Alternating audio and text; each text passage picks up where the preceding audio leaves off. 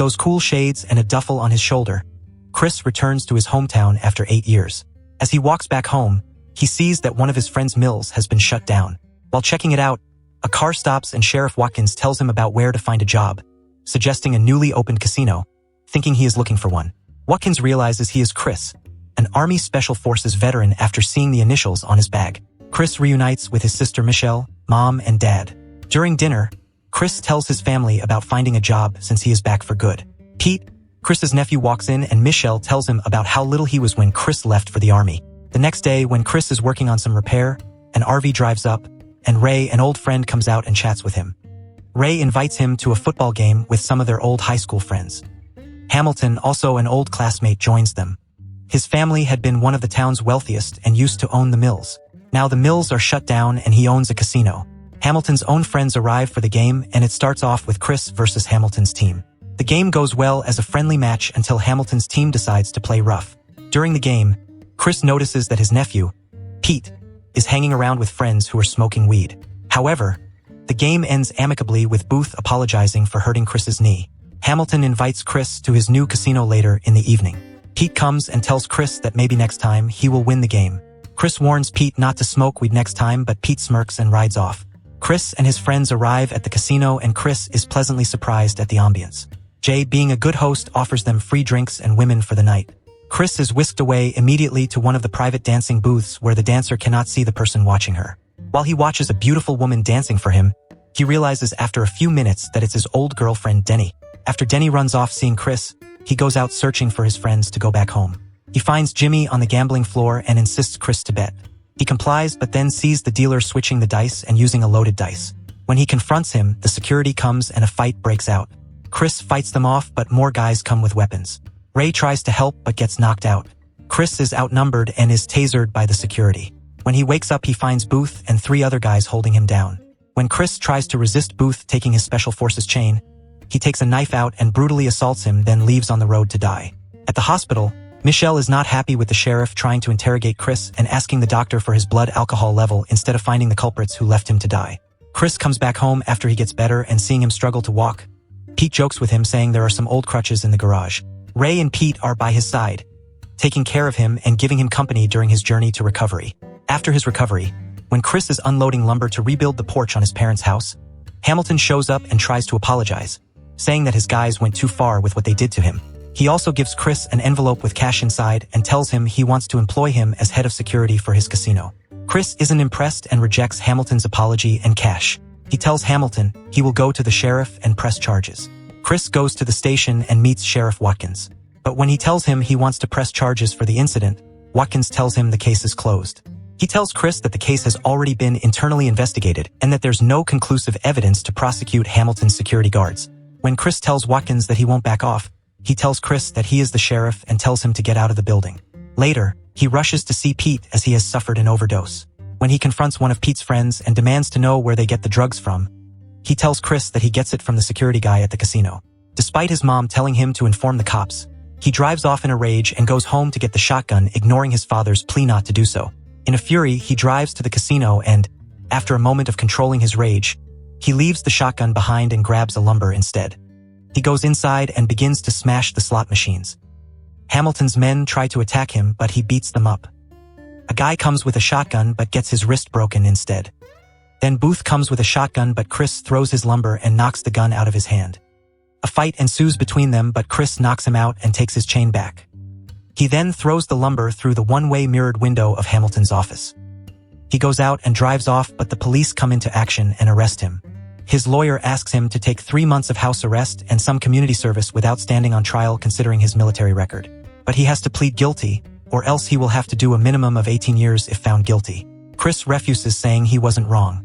On the trial day, Hamilton produces a number of witnesses who works at his casino. Everyone testifies to how violent and out of control Chris was.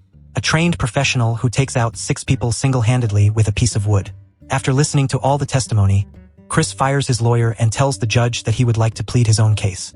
After the judge agrees, he tells the jury and courtroom audience about the pride the town used to possess, and that they shouldn't have traded the closed lumber mill for a casino that deals drugs and rips off its customers. He announces that he'll run for sheriff with the promise of eliminating the corruption gripping the town. He then shows them the scars from the injuries he suffered when Hamilton's men assaulted him. The jury announces their decision that Chris is not guilty. Chris is overjoyed and he takes back the lumber saying it's his. Everyone cheers and claps while Hamilton and his men walk off and the cops sit sulking. Chris revamps his truck and drives to work after winning the sheriff's election.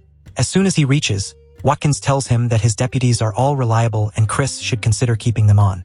Chris fires them all. Later, Hamilton enjoys a ride in his Porsche with his girlfriend but is pulled over by Chris. Hamilton scoffs at Chris' new authority and asks him if anything is wrong. Chris says it is him and the drugs he is peddling out of his casino. Chris warns him that he will take care of everything wrong in his town. Hamilton threatens him that if he pushes too hard, he will never get to C40. When Chris walks away, he orders Hamilton to get his tail light fixed and smashes it. Later, Chris visits Ray and asks him to be his first deputy. Ray says no, saying he is a convicted felon, but after some convincing, he accepts.